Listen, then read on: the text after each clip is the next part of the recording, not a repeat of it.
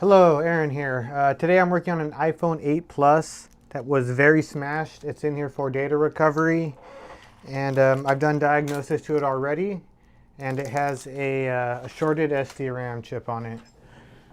So here's the motherboard. I already have it out of the housing. I'm going to go ahead and get started on it right away.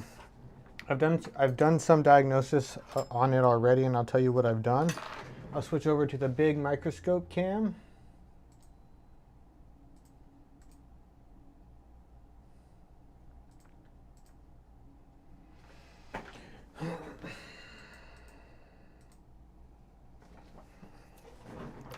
And I've done a little bit to it already. As you can see, the phone was extremely smashed. Very, I think it was ran over. The board is just slightly bent, but it's not too bad. I've measured all the power rails and I found that the PP1V1 S2 SDRAM line is short and PP1V8 S2 line is short. And both of those power the SDRAM, and I'll show you that on ZXW in just a second. Before I found that, I found a short on, I think it was main right here. I'll double check on the schematics. And when I took that off, I accidentally knocked off this coil as well. And this is the 1v1 SDRAM coil. And I had thought that maybe putting it back, I had shorted the line, but I've checked really well. And it looks like it's almost touching there, but it's not. And either way, it's not ground. And either way, PP1V8 over here is also short. And also I've checked on my thermal cam, and for sure I'm getting heat right here. So SDRAM is going to have to be removed. I've already checked the other coils and nothing else really seems short. I checked, this is the 1V8 line that is short, but everything else, all these coils, the sock, all those other lines that go to the CPU seem okay. So I think it's just the SDRAM, and I think if we replace it, we'll probably be okay. I can show you what my DC power supply is doing when I prompt it to boot. I don't really have to show you. It's doing nothing. It won't do anything. Hi, Chris Johnson. Nice to see you, man. Okay. So yeah, I guess I'll just show you just so you can see. But the DC power supply is doing nothing.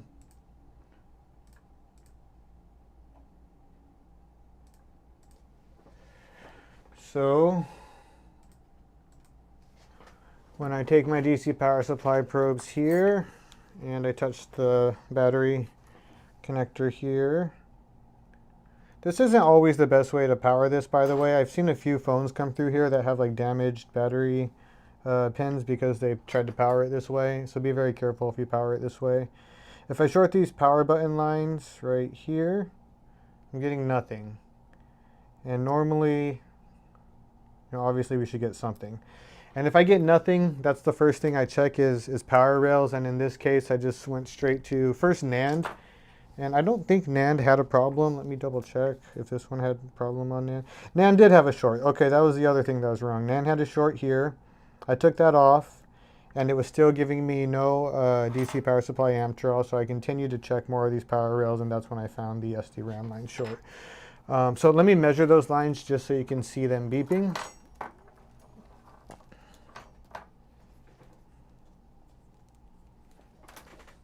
And obviously, I haven't mentioned it, but this phone is no power. I'm just trying to get power back so we can get the data off of it for my customer. So first thing I did, I can show you. I pull up ZXW tools here so we can see what we're looking at. And I usually just click on these coils to see what they do. So this one, CPU SRAM, I measured that. Measure CPU P core here, E core. And then here, or it was here maybe. No, it was none of these. GPU SRAM was still good. It was all the way over here. 1v1 S2. I kind of know S2 usually means RAM, and the lines in the corner of RAM usually power RAM. I just kind of know that, but I don't really know how I'd be able to indicate that if I didn't know that. So the 1v8 and the 1v1 line are short here. And I measured those at these capacitors over here. So I'll measure this one above the coil here in a second. And then the other one was also over here. It goes to both. So it was 1v8 S2. I guess it's just this one. So this is the other RAM line, and we'll measure both of those.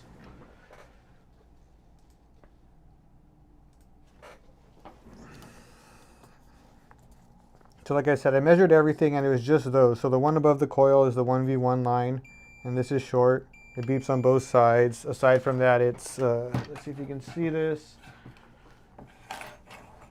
It's not like a low resistance beep, it's a full short. Nearly full at least. Wrong line, this one. So that's full short, and that's full short. And then this was the 1v8 line, and this is also very nearly full short. So SDRAM's bad, that's enough proof for me. So let's go ahead and just start removing it. And SDRAM removal is not fun. I, in fact, was supposed to get my razor blades ready because I need a bunch of them. I think I see them right here.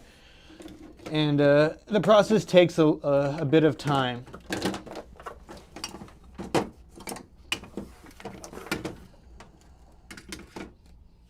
I think I can use this one. And aside from that, I haven't harvested a donor RAM yet, and that also takes a very long time. And I don't know if I mentioned this part up here. We can see this was cracked just from the impact alone. So it's also possible that my CPU is partially detached, and even doing this RAM is not going to fix it, and that will be a big bummer if it is. But this is important data for this customer, and they really need it, so we have to give it our best shot. So because of that though, I don't know if I'll be able to harvest the other RAM in this video. It's just a lot of work for one video. This is already going to take me way longer than most people are going to bother to watch. It's a really delicate process. I use very little heat, and I just try to be as careful as possible. And sometimes I get a little bit stuck in the same spot for 5 or 10 minutes. Before I kind of get past it. So it's a really long process to remove the RAM. I just, you just have to be patient. You can't rush anything or you're going to break it. It's actually really a bit scary to do RAM on live stream because the CPU is so delicate underneath it. It's going to be very easy to break it, and I don't want to do that. But basically for this stream, what I want to do is I want to remove RAM. I want to see that those capacitors have cleared, and then I want to plug this into a PC and see that it's going to DFU mode. Once I see all of that, then I'll know this board has a really great chance of still working, and then I'll harvest a RAM probably tomorrow, also on live stream. If I happen to get this off really quickly somehow, then maybe I'll do it today still. Okay, so let's just get started.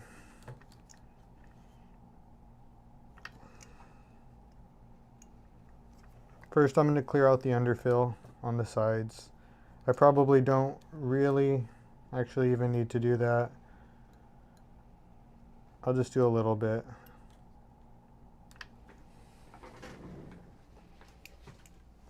I'm going to switch to big scope.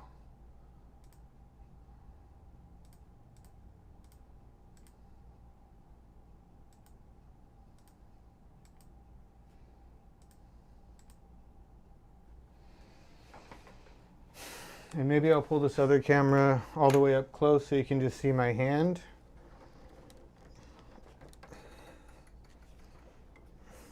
Let's see how that works.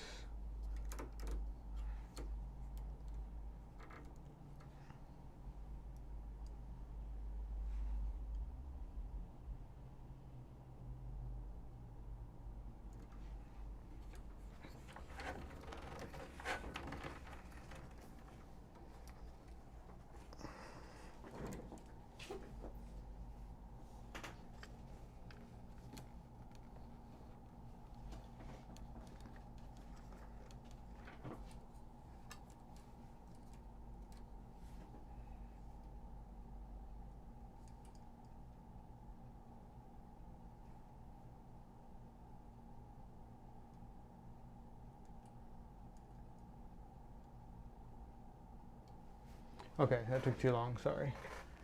I don't even know if that's going to be worth it.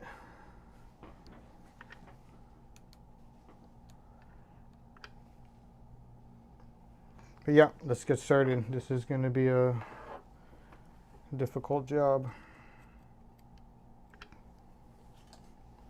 To remove underfill along the CPU, I use up to, I don't know, anywhere from 260 to 300. I guess I use 280 right now. Maybe 300 might be better.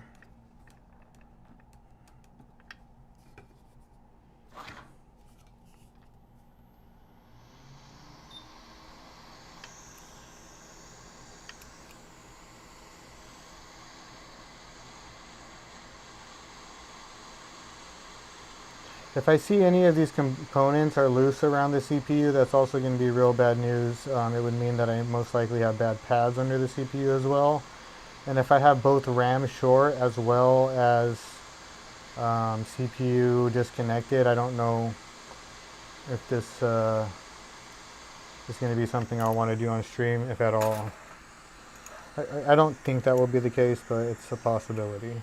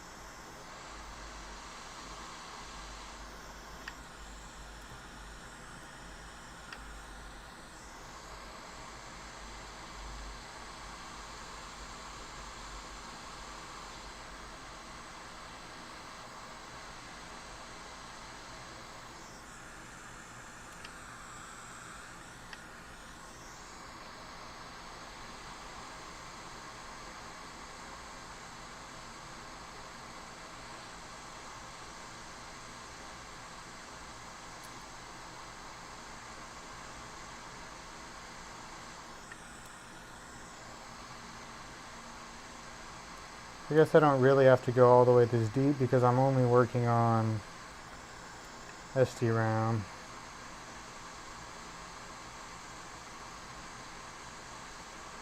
I guess just in case. SDRAM's a lot thicker than I might think sometimes. At least on newer models. I haven't done SDRAM on this model ever, I don't think.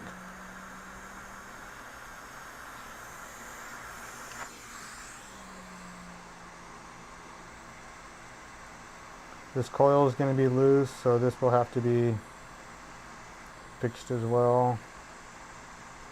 That's not a great sign. I don't want to see anything loose under here.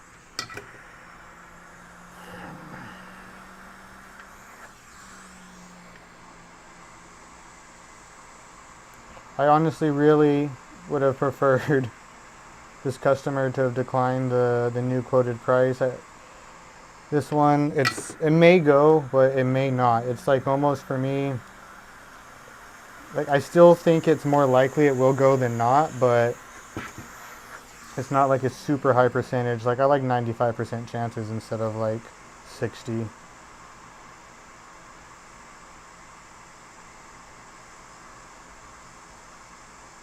Especially on jobs like this that I know are going to be several hours long worth of work underneath the scope. And I have a lot of jobs in line right now, so it's hard for me to spend too much time on one job. I can't really work on things. I mean, I never really get to a point where I just don't know what's wrong, but if I do, I would have to give up on it just because I don't have time to just guess. I mean, I don't really diagnose like that, so.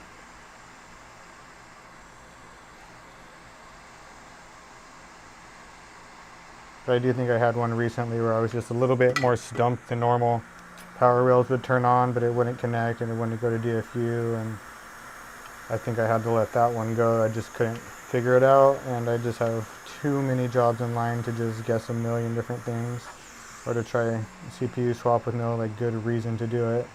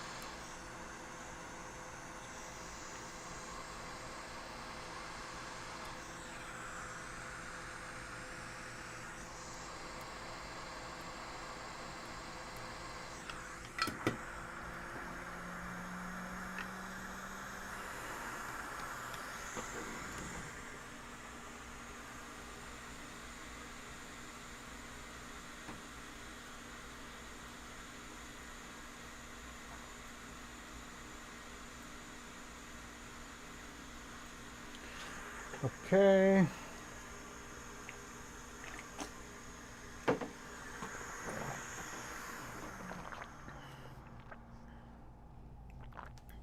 A little bit more of this even harder underfill that's around these edges.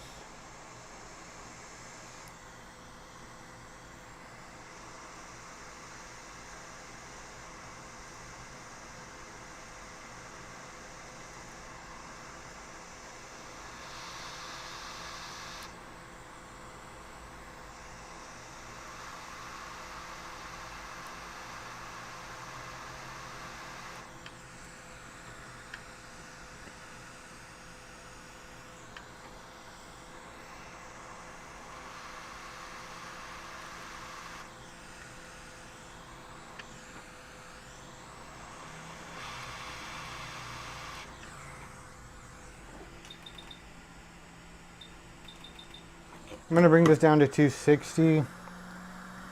This is feeling a little hot. And I think I removed the CPU at closer to, the RAM. Honestly, I do it a little different every time. I just do it by feel. If it feels a little hot, I turn it up. If it feels a little cold, or if it feels a little hot, I turn it down. If it feels a little cold, I turn it up.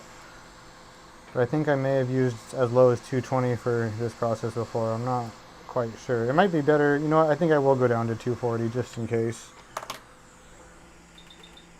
I'll even go to 220. Let's just go to 220. It's okay on the underfill because I'm moving pretty quickly, so nothing's getting very hot for very long. But when I'm removing the RAM, sometimes I'm in the same spot for a little bit of time, and I have to be really conscious of how much I'm heating it because I can't heat the CPU too much. All right, let's make sure I have all my razor blades, the ones I like, because I have two types, and here we go. I don't remember quite which one I like better for RAM removal. I think I like my skinnier ones better. But I use a lot of razor blades. As soon as I feel like my razor blade's getting dull, I switch to another one just because it's easier for me. So I'll go through like 10 razor blades in this process. I know other people don't really have to do that, but it feels best for me. Okay, so to get under RAM, you just start cutting. So it looks like this is the best angle just for my hand. This would have been the next one. This side's kind of hard. But I'll try to start here. I'm going to try to break this, and then I'm just going to try to break it away. Sometimes I can get under it. Sometimes it's harder to, and I just kind of have to break the whole way. So we'll just see what happens.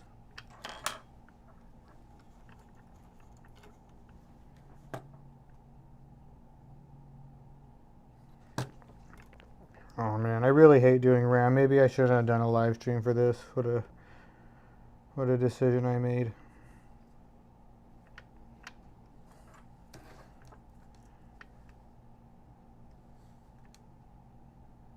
I've also just realized I'm missing whatever this is. I'm not sure if this is important. It's some sort of coil. Let me see what that is.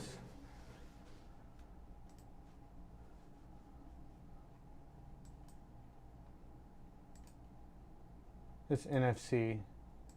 It's probably not a super important NFC chip. I don't need NFC working.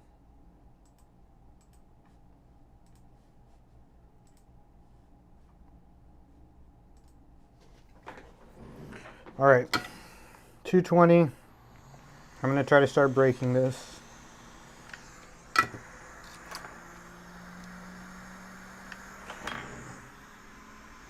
I have a non-slip mat somewhere. Oh man, do I not have it here? That I like to put underneath these boards sometimes when I'm trying to push against it. Ever since I moved here, I've lost everything. I have no idea where that will have been. Let me check one spot.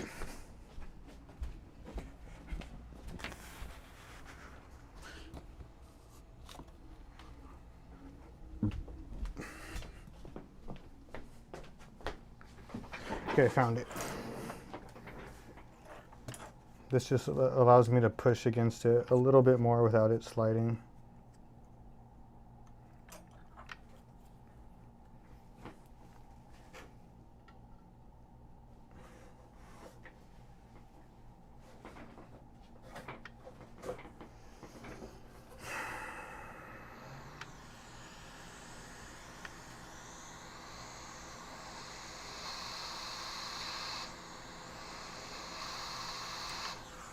I'm gonna turn down the air because it's burning me. Maybe down to 40.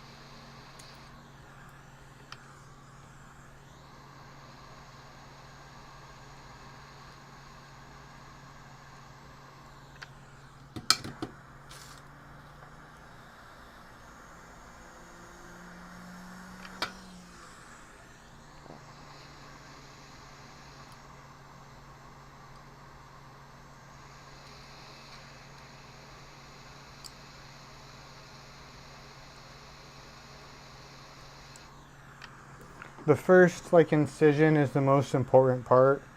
A lot of the times if you're going to break it, you'll know you broke it within, the first few moments of working on it.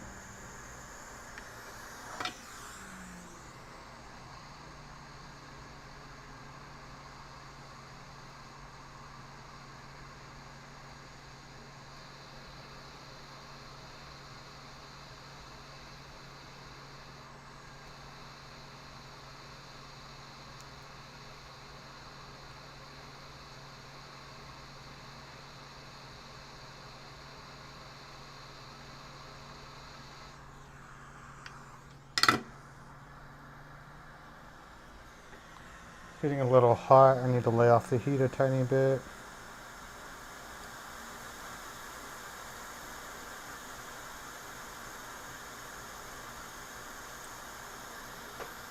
This is all still RAM. I'm not to the CPU yet.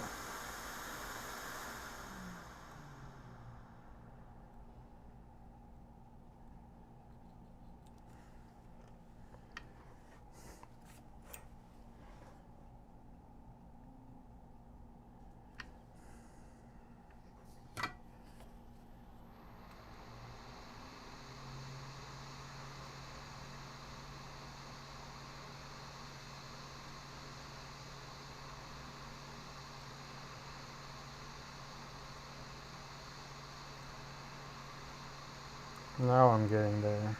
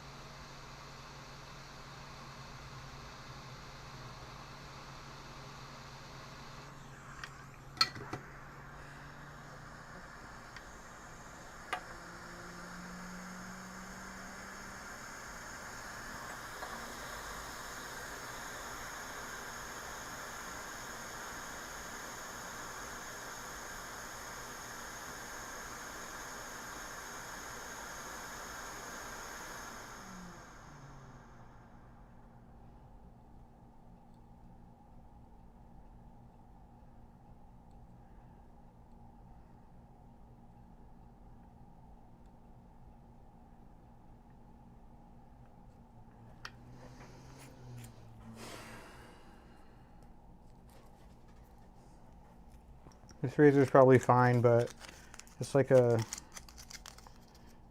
nervous habit almost, or superstition, for me to just change to a new razor. Especially, like I said, this beginning part's the most important. I'm just trying to find a way underneath still. I haven't even broken through at all. This is like a wall right now. If I can get underneath this, then I can really use a different tool and get this up. Oh yeah, this is so much sharper.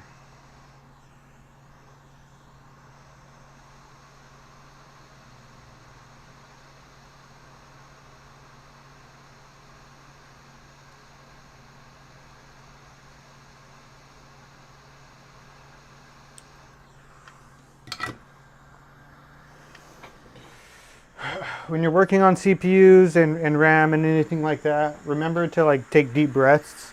In fact, I should probably have my fume extractor on, because sometimes I hold my breath and that's when your hand will really start to shake. You need to remain calm and breathe.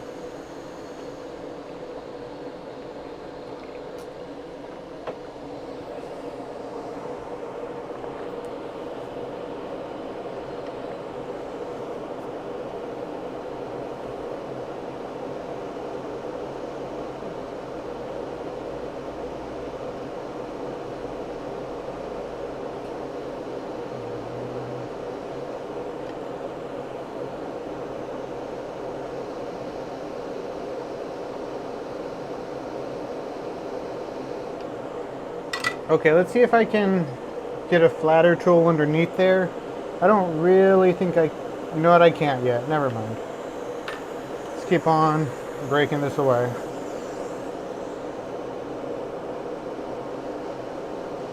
I'm going to go back up a little higher so I don't have to be quite as careful.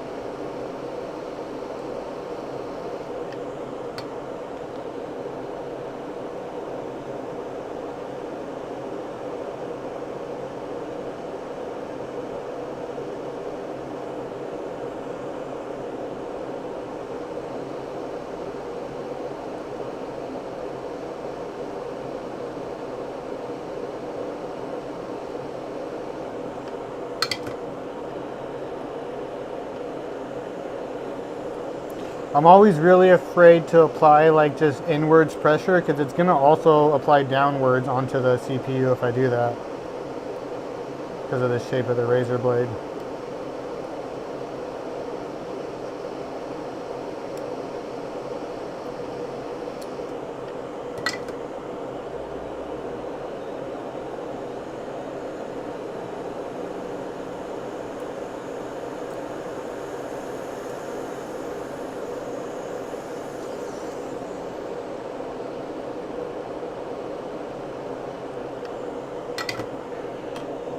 I'm going to switch nozzles because this one's a little too thick and it's just too hot for my finger.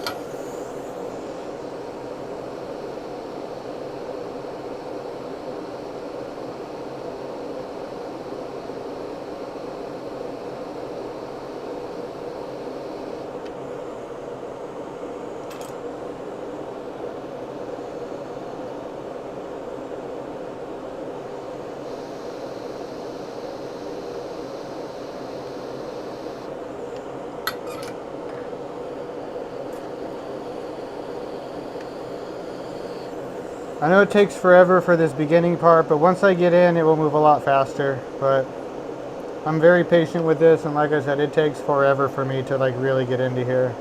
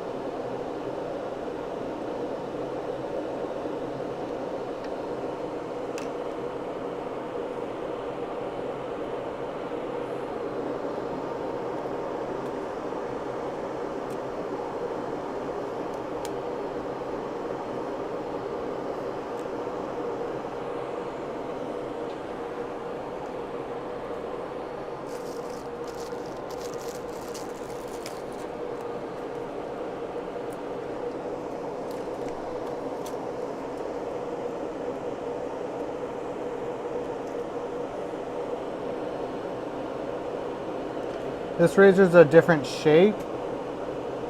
It may be better. I don't remember actually which one I liked before. This one actually looks like it would be great.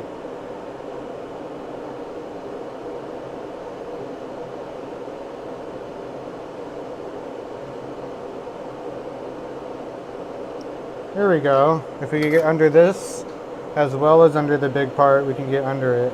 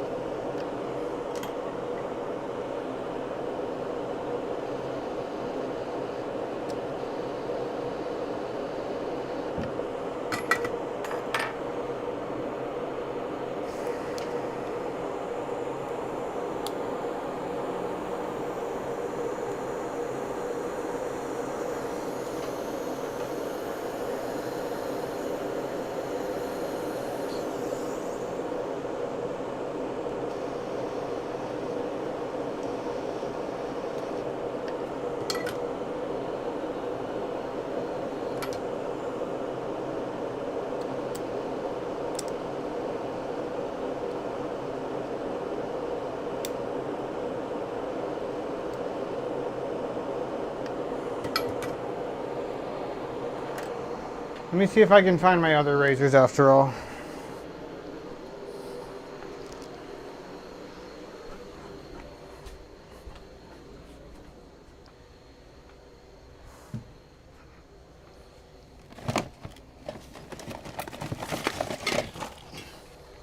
Yeah, they're right here.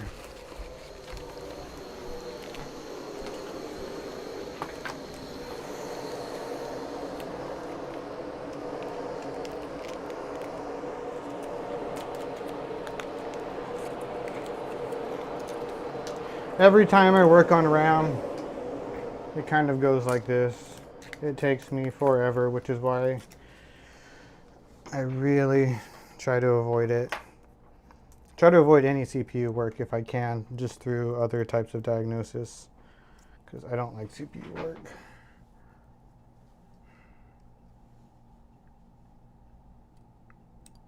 I gotta go back and check this cap. I've been scraping it a little bit.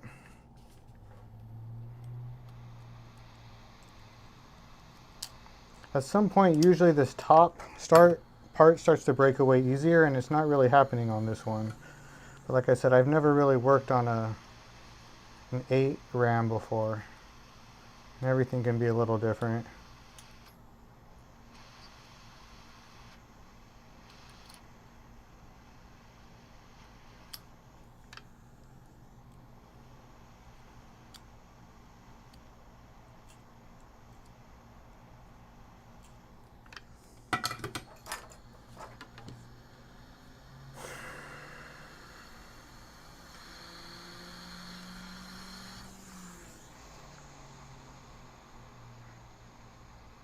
I've given myself a nice area to work with here though. Let's see if I can dig underneath.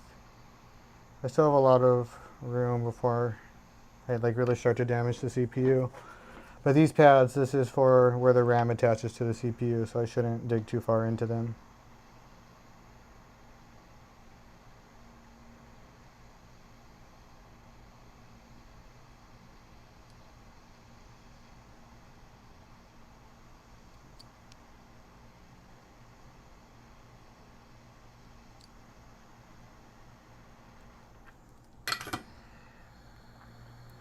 I've also thought about using a Dremel when doing this before.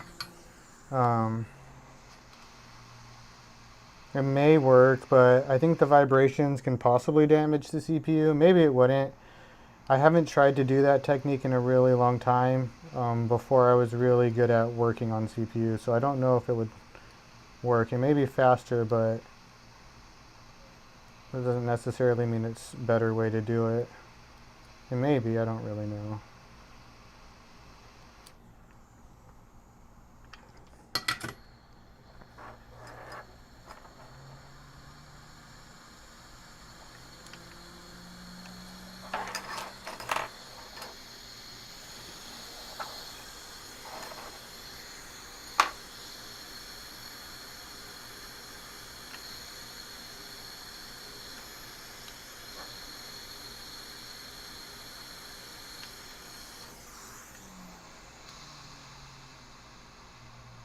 I don't even know how much the heat helps. Helps a little bit, but you can almost do this with just a razor blade.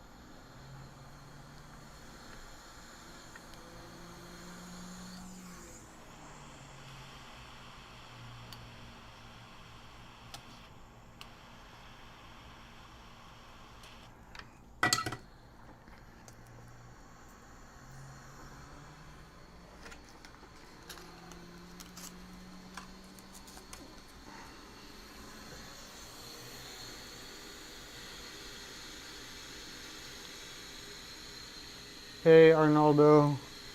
Um, yeah, that's what I was talking about, the Dremel. You can try using that. I mean,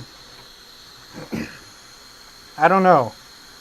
I think some people might use that, but the vibrations might damage the CPU. I really don't know. It's not something, like it's hard to, you can practice it, but I can't practice that on a customer's job. And I know that this way will work. It just takes forever.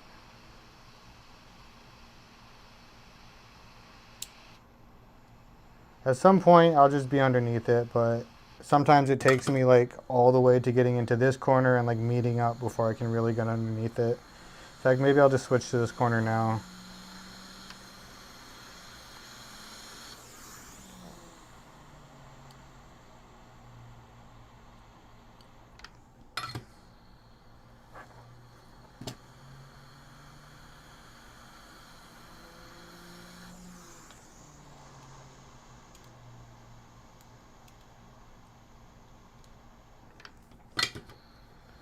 There's kind of a hard angle on that corner.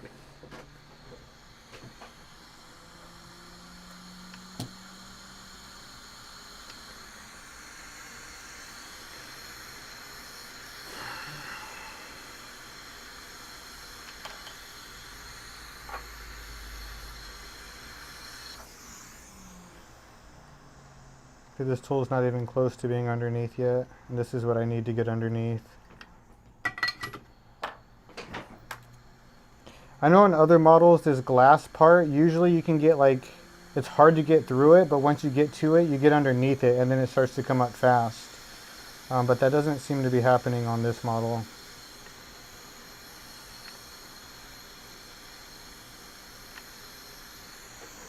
I think I'm going to switch to a different board holder because this is kind of inconvenient how it is.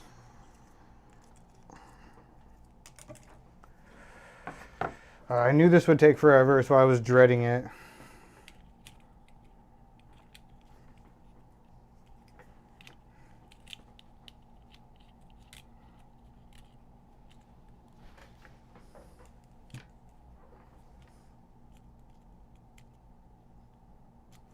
Let me try this one first.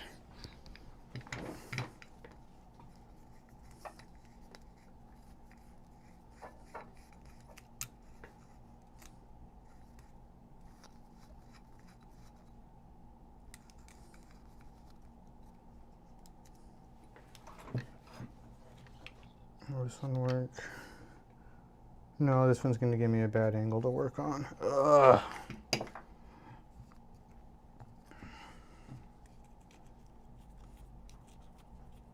This might be okay right here. Yeah, this should be fine.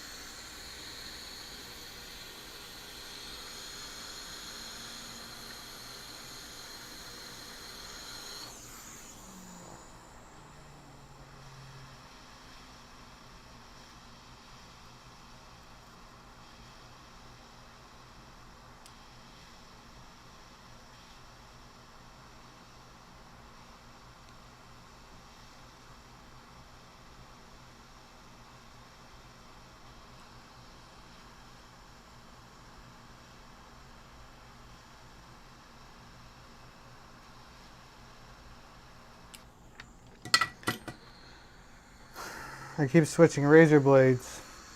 Not because this time because it's dull, but I think the other shape will be better. I keep thinking I'm almost going to get underneath it, and then I don't get underneath it. So hopefully I get underneath it now.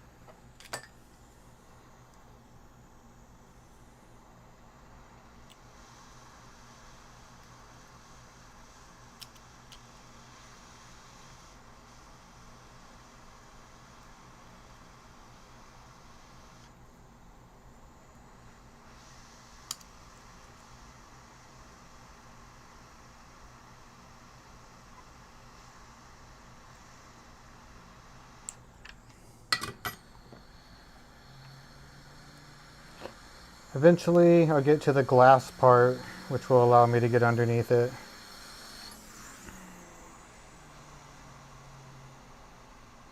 Or maybe I can get under this side over here.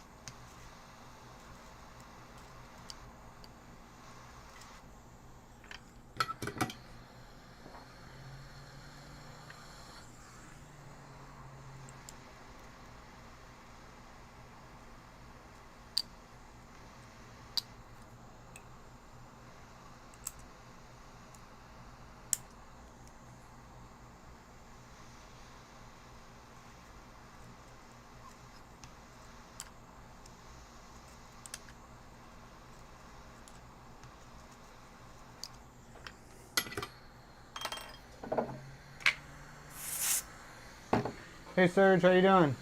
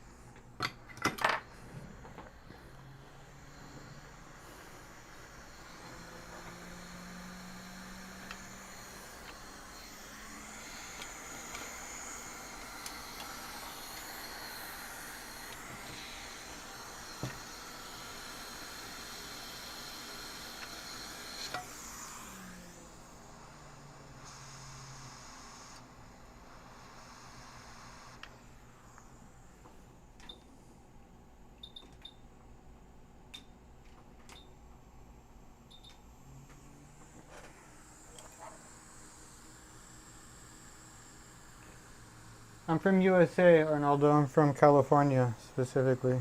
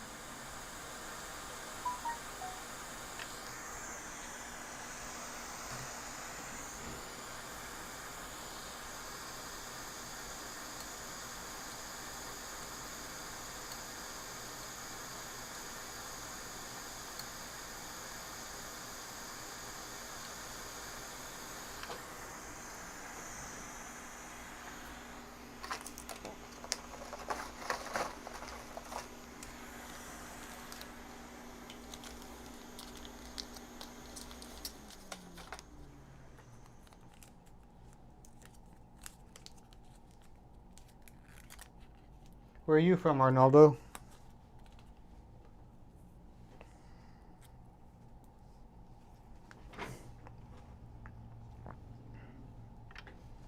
Anyone watching, where you guys are from? I'm actually not quite sure where you guys are watching from. I don't know if people are watching from US or other parts of the world.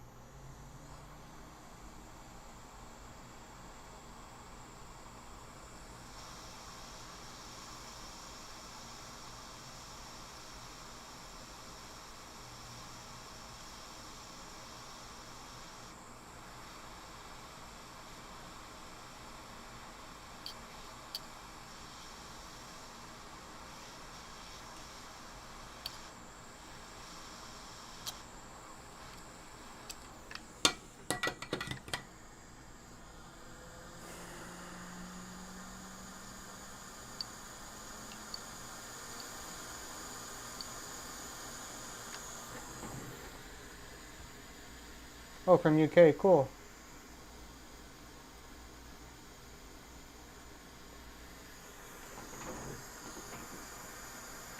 I guess I got 10 people watching right now. That's a lot for me. Not very many people watch this type of work. At least not mine.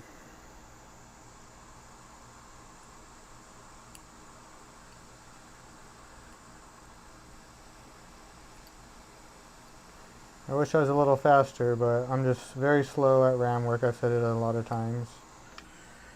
For me, I just try to be careful over everything. I'm already somewhat expensive, and I charge even more for RAM or CPU work.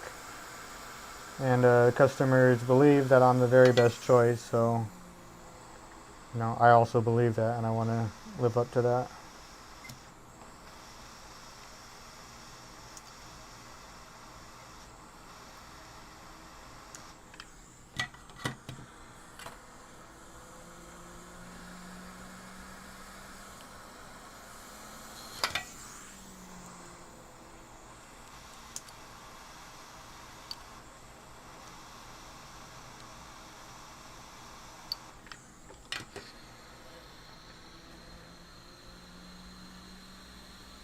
Hi, John Williams from Nigeria. Cool. Yeah, I think I have a lot of people from all over the world that watch me. People want to learn how to do this type of work. It's a valuable skill. As long as a new iPhone comes out, this skill's going to continue to be useful. One day there'll be something that replaces the iPhone, maybe like an AI smartphone, or maybe Apple will just implement AI. I have no idea, but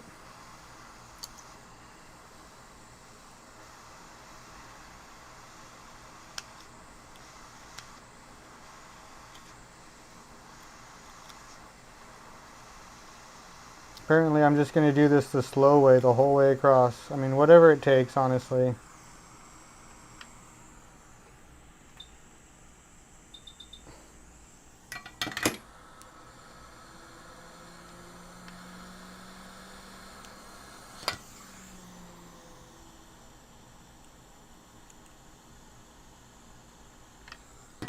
Just a new razor blade cuts so much better, but it only cuts really well for like a couple incisions.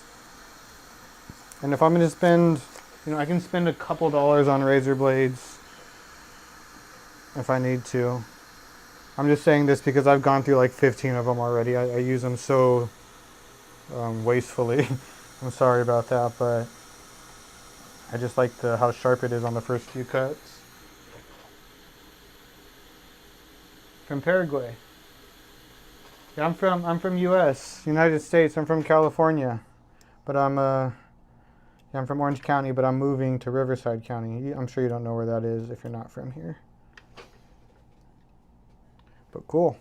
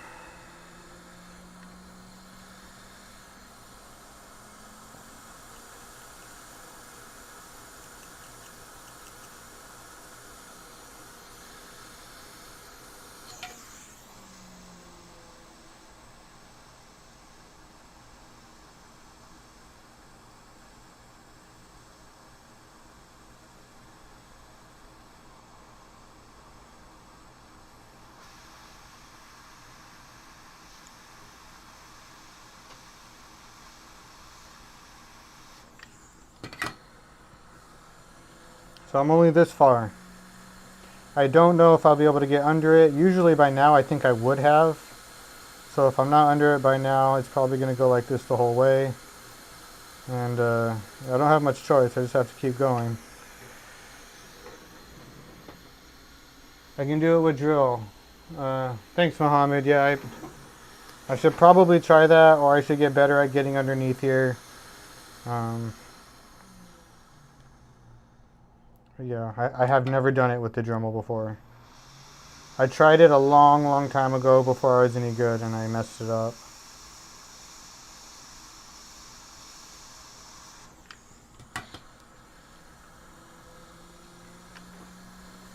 Maybe I can switch to this side.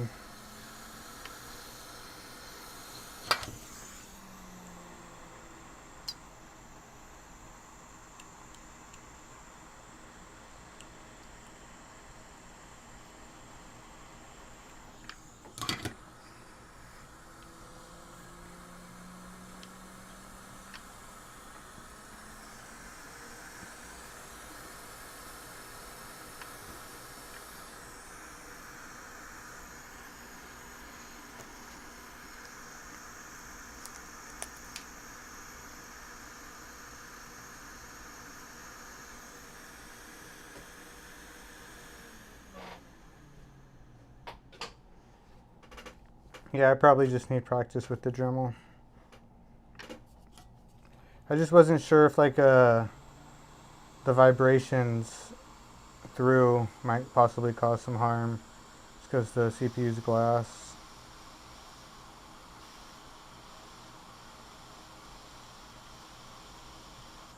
But yeah, this is not going very quickly, that's for sure, so it's not a fun way to do it.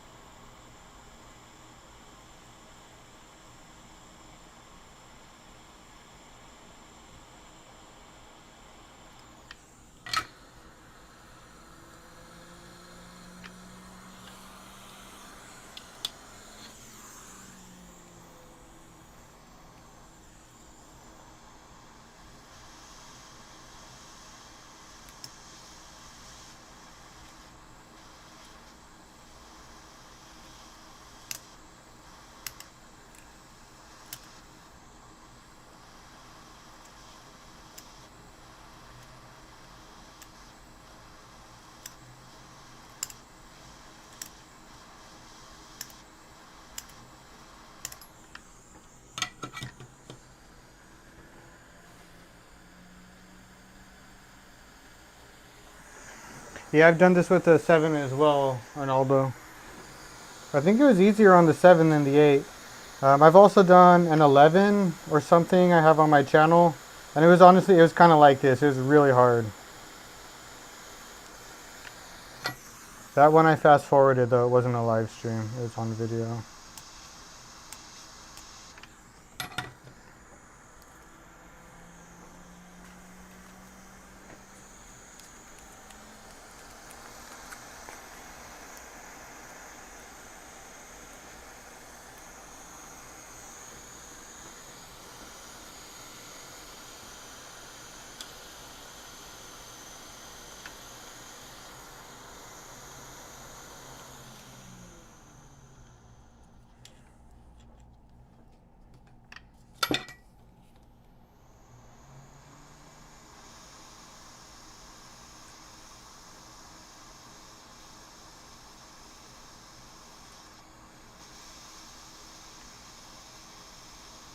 You know, I think I have like a whole nother layer I'm kind of allowed to go through before I even get to the glass on here. So maybe I should have just gone deeper, but it's always safer to be a little more shallow than deep when you work on this.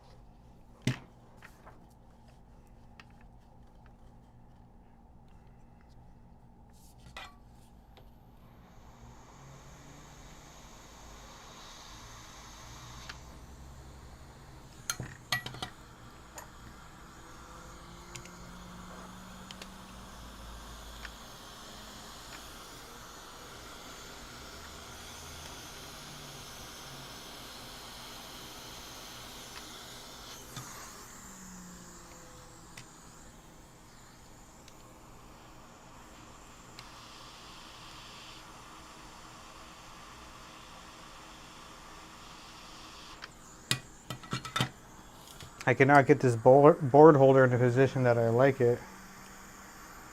It's really annoying.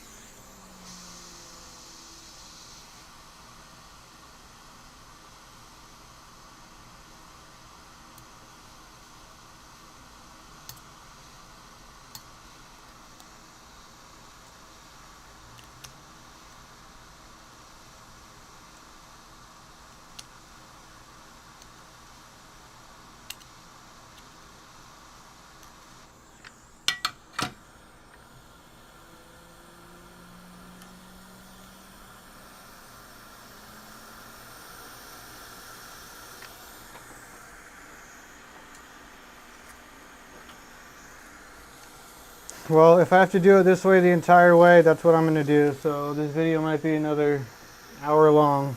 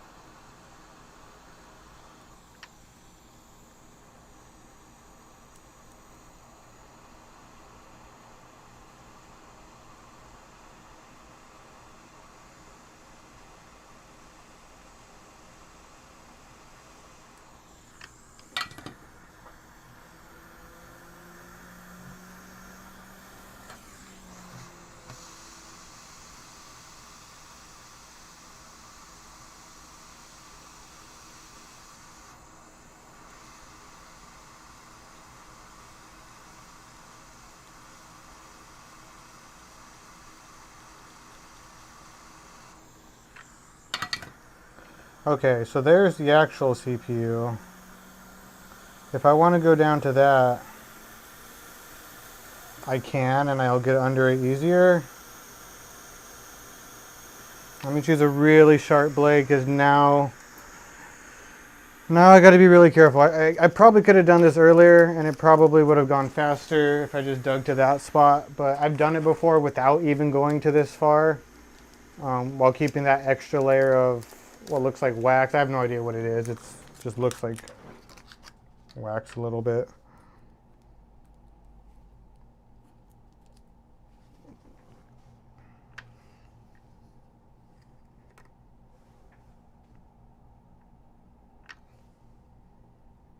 Okay, so yeah, let's just do that.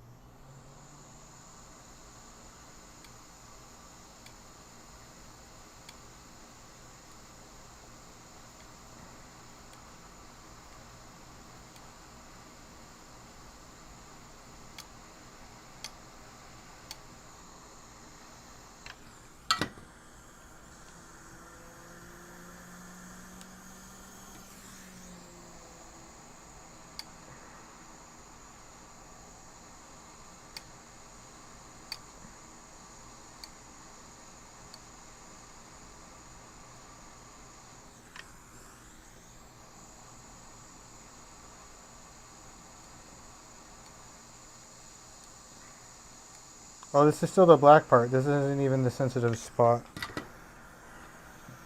I'm being a little too careful for no reason.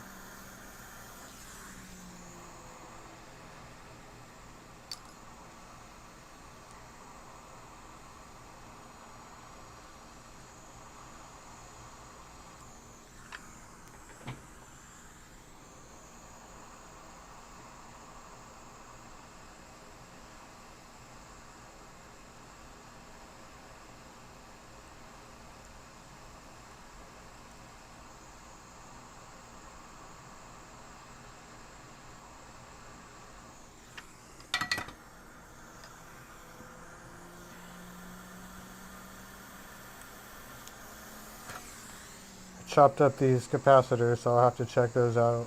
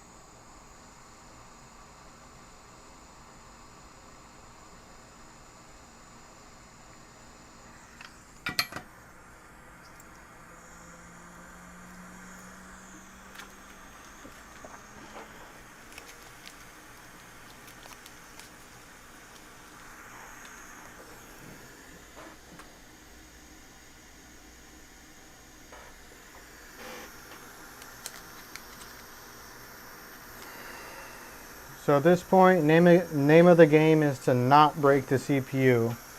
I've been working for over an hour now, so it would be a huge shame for that all to go to waste.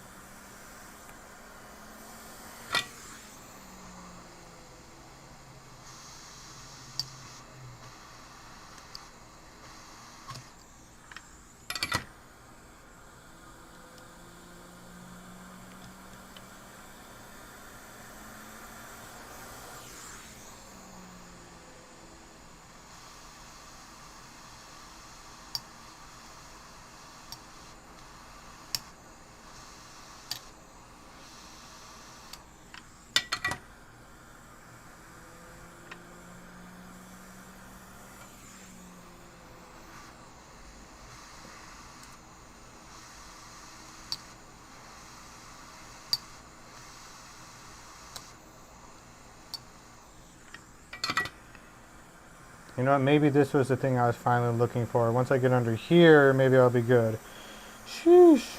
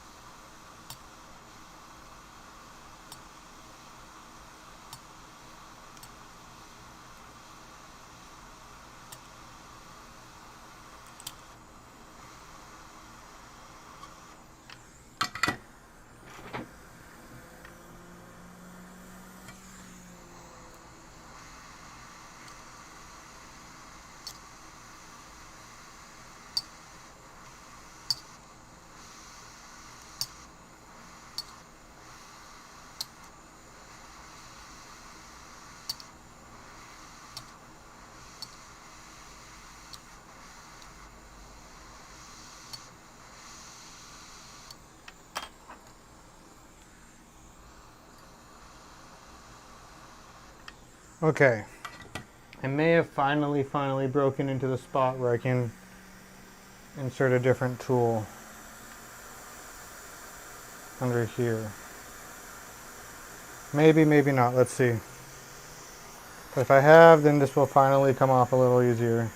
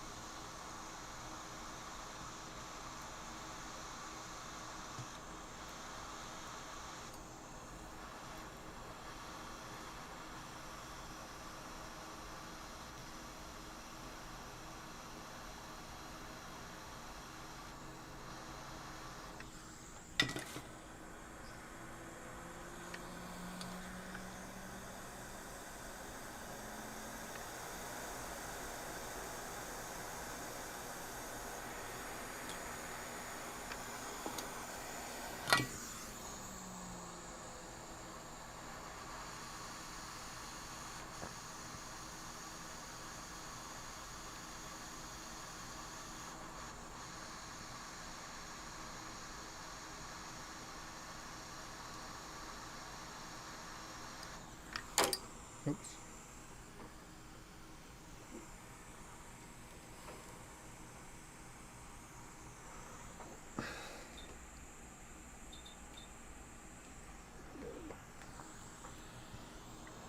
So obviously I'm underneath it now.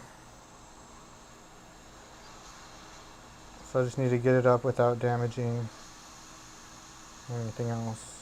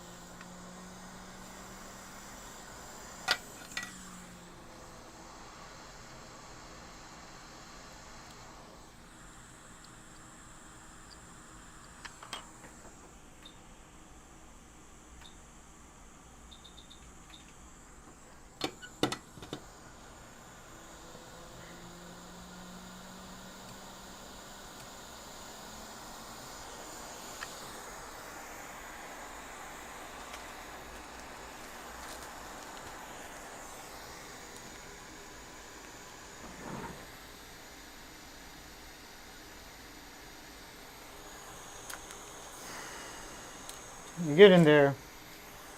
Should come off within the next 10 or 15 minutes now. Maybe less than that.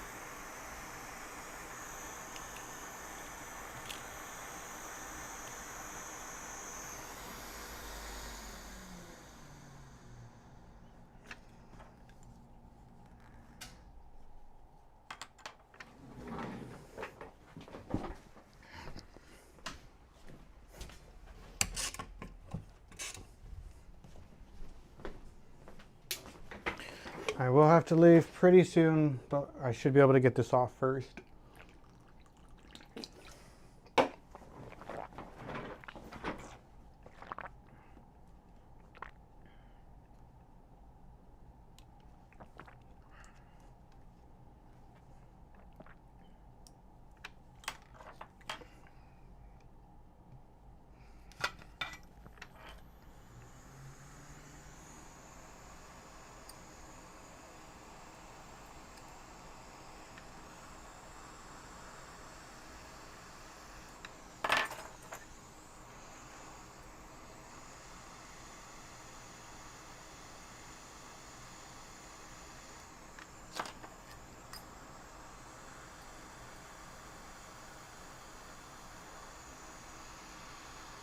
There we go. This side will be great to go in through.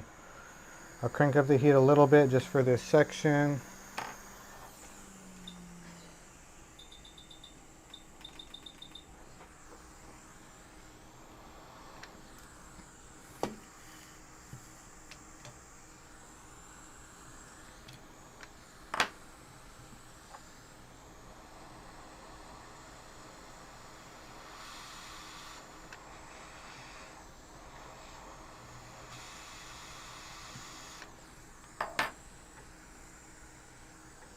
Hold on, I don't have this board secured.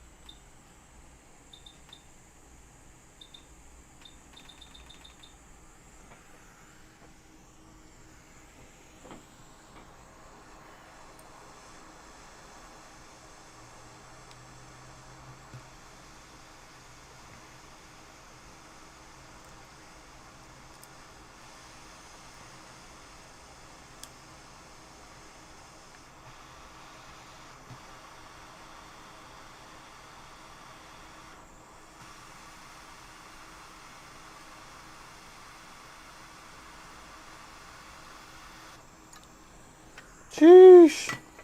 There we go.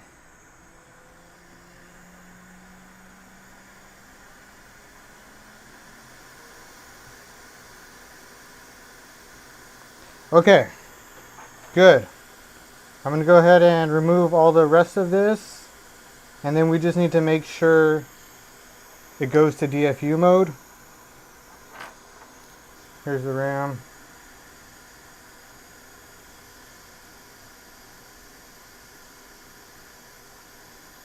And if it goes to DFU mode, then I harvest the donor RAM. If it doesn't go to DFU mode, then I have further problems, and that's a problem. I'm missing this coil, this one's loose, I'm missing, oh gosh. What a job, but this phone is not dead. I don't like how bent this board is. Look at this. I mean, it's okay. There's just so many factors on this bent, crushed phone.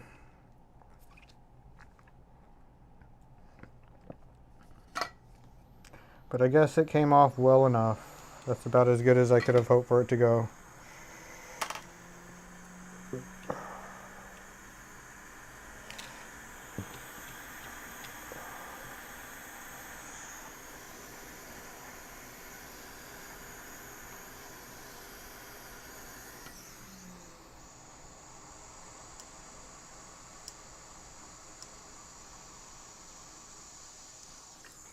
One more really sharp knife to take all this off, and I think it should be good to test.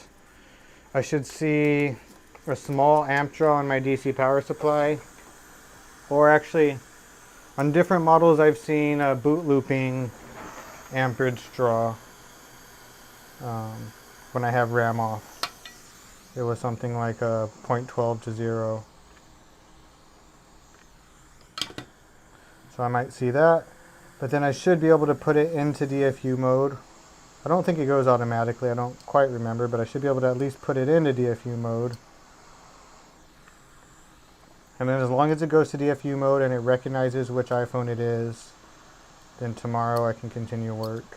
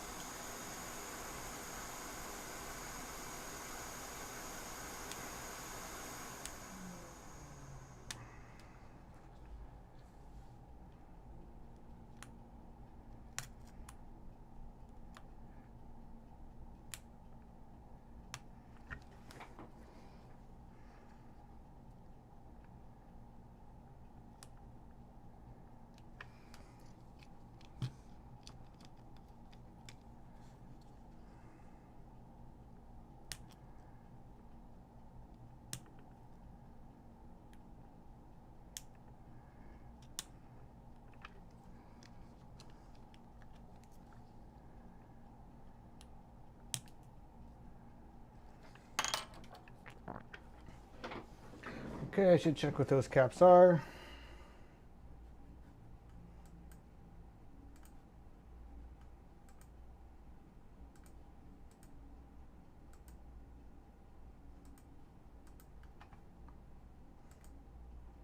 OV6 cap, 1V1 cap, 1V8 cap. Those are fine, I don't need those caps on. Okay, so my shorts should now be cleared. My board should now go to DFU mode if it has any chance of still working. So right now I figure out if my time was well spent or not. Well, not yet, but it's the beginning stage. There's still a lot more work. This is to let me know if I have more work or not, or if I give up. So first things first, we check to see if the line's short still.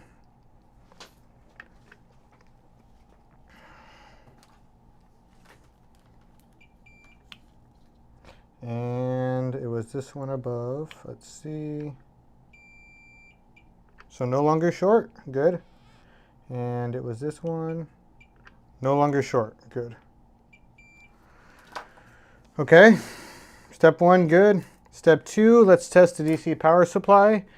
And I should be getting, I think, a repeating, like boot looping voltage amperage draw. Before I had no amperage draw after prompt to boot. Now, maybe I'll get a low power mode, but I think I'll get a looping power mode.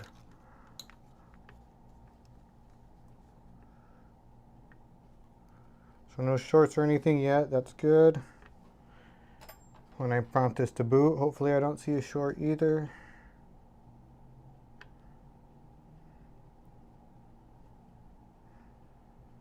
So prompting it to boot, I'm seeing nothing, and that's also not good. That usually means I have a short if I see nothing. So I have some of these caps that are bad. Let's measure a couple of things real quick and see if something went short. I'm not happy to see that no amperage draw.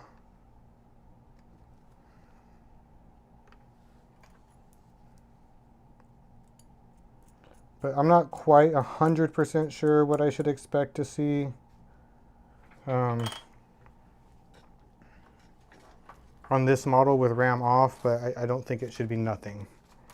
Let's see if I have a short somewhere still, if I just check some caps that I know where they go. So I cleared SDRAM, we've already seen that. Okay.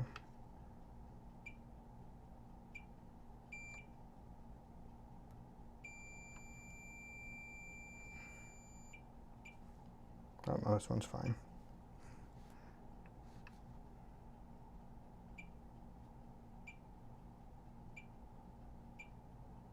Those are fine.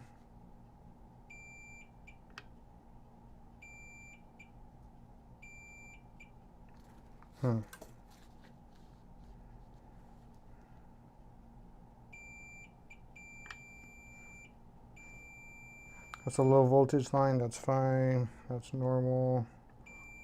It's normal.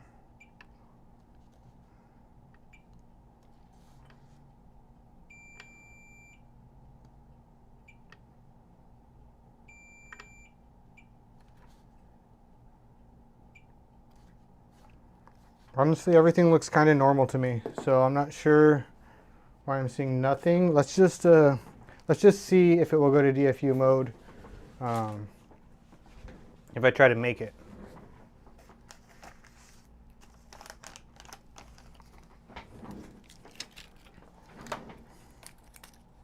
Let's see if power rails are turning on. Let's check those PP, CPU, P cores and E cores real quick while I can. I'll check GPU SRAM. I'm going to check a couple voltage lines. So first I'm going to check GPU SRAM. Make sure it's not short. That is up here.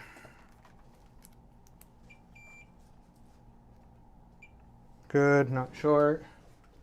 Now I'm going to check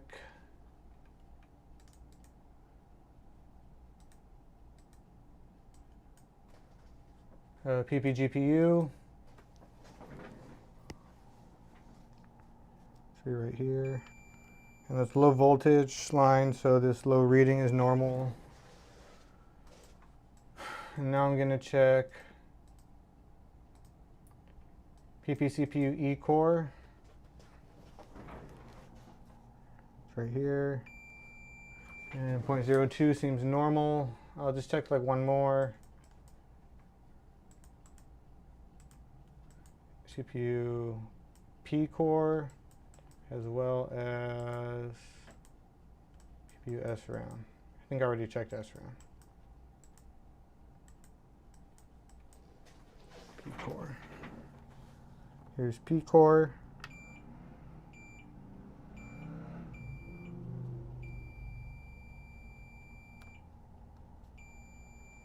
Normal.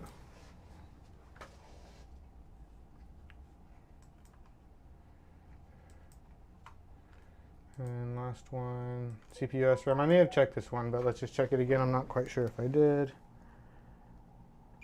Good. Okay, yeah, so things look normal enough. So when I don't know why I'm getting nothing, that's usually a sign of a short, but maybe on this model it's normal. I don't know.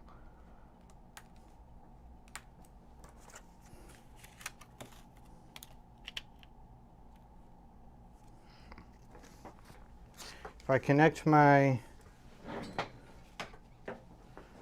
oh man, do I even have a, I'm using all 5 of my computers right now and I might not even have a light. Oh, here's one, lightning cable. This one? No, this is the old one. No.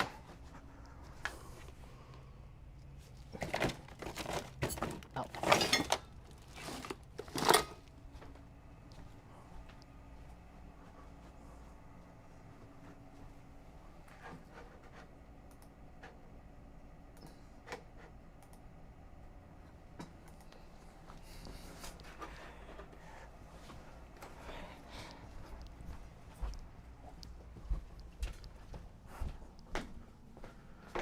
Okay, let's see if I'm getting anything from my ammeter.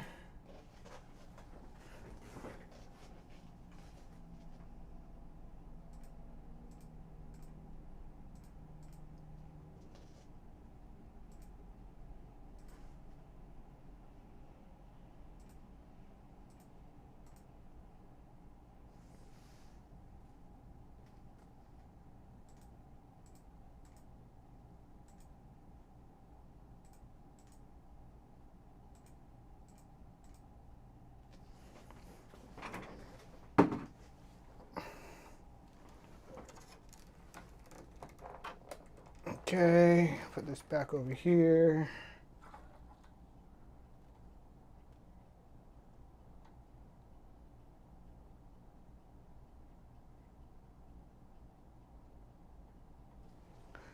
Okay, I'm gonna plug this into my ammeter and let's see if it's giving me anything. I don't know what to expect.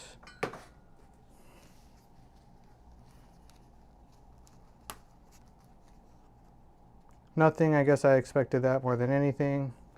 I should see if I have voltages turning on or not.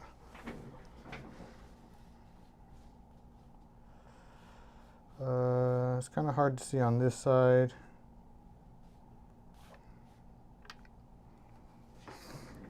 Is there anything I can measure?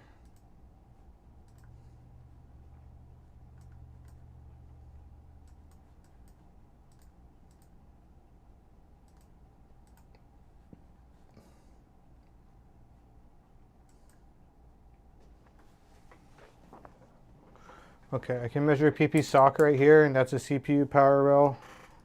And tell me if CPU is trying to turn on, which I don't think it is because I'm not seeing any amperage draw, but let's see. That is right here, this wrong one.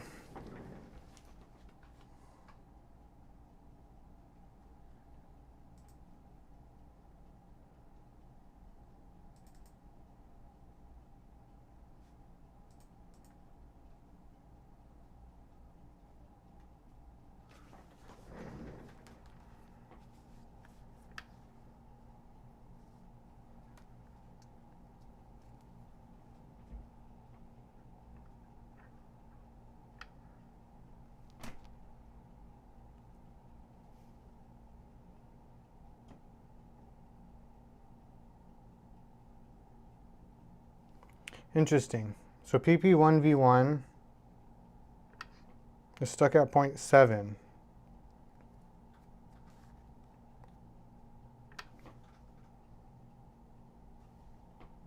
And it's because I'm missing this coil right here, I'm sure. So that's fine.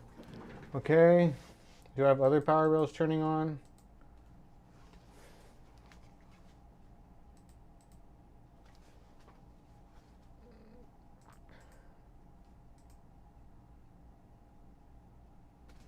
PP1V25. Let's check that line.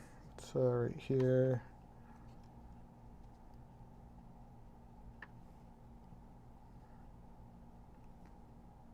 It's 1.34, so that's weird. I don't usually measure that line, so maybe it's fine.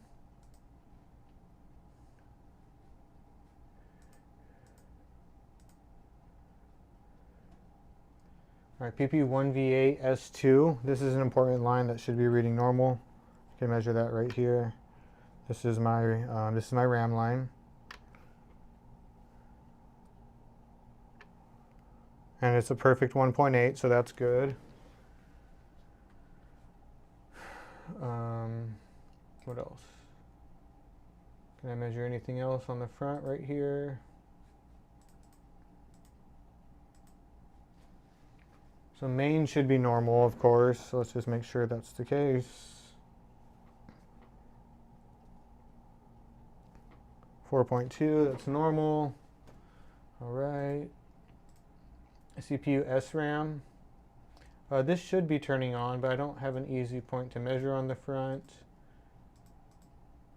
CPU P core, E core. And okay, I'm gonna have to turn this over to measure the rest, but it kind of looks like it's turning on. The power rails are turning on. I'm missing 1V1, but that's probably because I don't have, I'm missing this coil over here. I'm assuming, I don't really know that. All right, I'm gonna flip this over. I'm gonna measure some voltages, and if I'm still getting voltages that I'm supposed to have on this other side, then I'm gonna assume that I'm not getting any amperage draw, most likely because of these missing coils or something like that.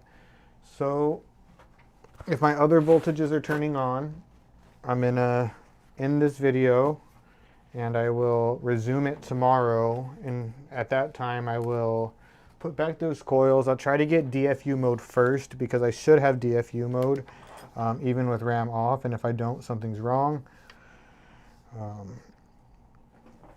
And then if everything seems to be going okay, then I'll harvest a new RAM from a donor phone, which is a very painful process as well. It's also just scraping it away, but the opposite. And we'll continue to work. I only am continuing all of this work because this customer is willing to pay quite a lot for this data. So let's check the NAND lines, make sure these are turning on properly. Let's see if 3VO NAND's turning on.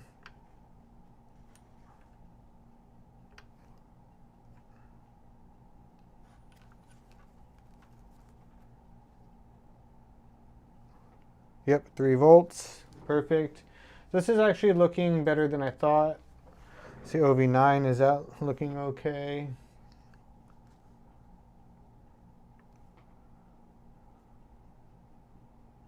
.7, so that's not good. We see OV9 NAND is 0.7, and we saw 1V1 was also 0.7. So when I see two things that are wrong and they're wrong the same way, that's not good. I'm going to check to see if they're shorted together. My 1V8 NAND's good, but my OV9 NAND should be 9, and this is 0.78. 0.708. And I knew that my 1V1 SDRAM was also bad. Where is that at?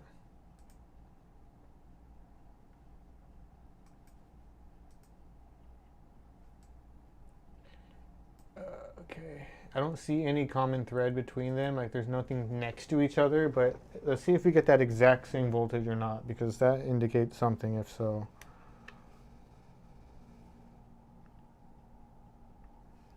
.708. So these lines, this is a weird problem that nobody would normally see.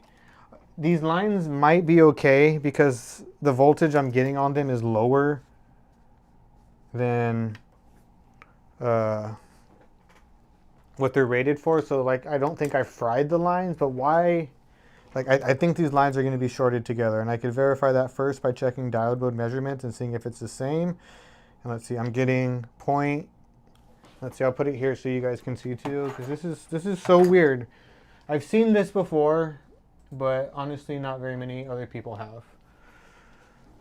So I've got two power rails, 1V1 SDRAM. I think it's shorted to my OV9 line somehow. So we're seeing 0.38, 0.383, whatever, it's moving. 0.38 there.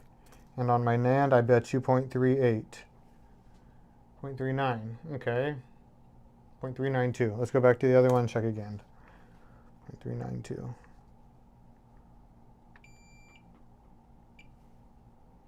0.389.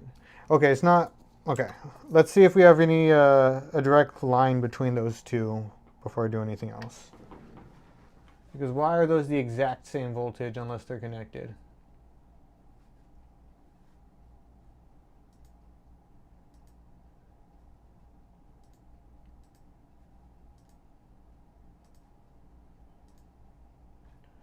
So I can measure that right here.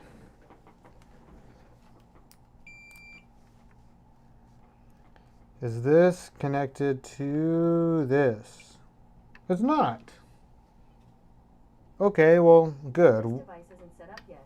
To get started, download the Google Home app on a phone or tablet. Okay. So I got a lot going on this board. It's not dead. But huge problems is that I'm getting 0.7 volts on my OV9 line. I'm also getting 0.7 on my 1V1, but I'm missing this coil and this coil. Okay, this phone's not dead. It's very brain dead. It's not alive, but I haven't given up on it yet. I spent a lot of time already. It's already been, how long has it been since I've been streaming? It's been over 2 hours. And I expected that it would take, you know, a 4-hour job for RAM. That's what I expect. I'm charging a lot for this one. Like I said, I didn't want to do it, but the customer really wants his data. I have to make sure I didn't damage this audio IC, which if I did, it's not a huge deal, but I need to make sure I didn't damage. I guess that's the only thing that's really important. Yeah, okay, so tomorrow, plan of action. Tomorrow I'm going to come back. I'm going to replace these coils. And then I'm going to measure my voltages again. I'm going to see if they're any different. If those are still 0.7, I'm going to replace my PMIC because it could have definitely have gone bad with a drop this severe. They go bad sometimes. And then I'll go back and measure again. And then hopefully my voltages are normal and hopefully I see DFU mode. And if I see DFU mode, then I'll harvest a new RAM from a donor iPhone 8 and continue. But I can expect that the live stream tomorrow will be another 2 or 3 hours for me to complete this job. So 5 hours of work time total. Hopefully it goes okay. It could be for nothing, but that's how this job goes. So thanks for watching. I'll see you next time. I'm going to go home to my family now. Bye-bye.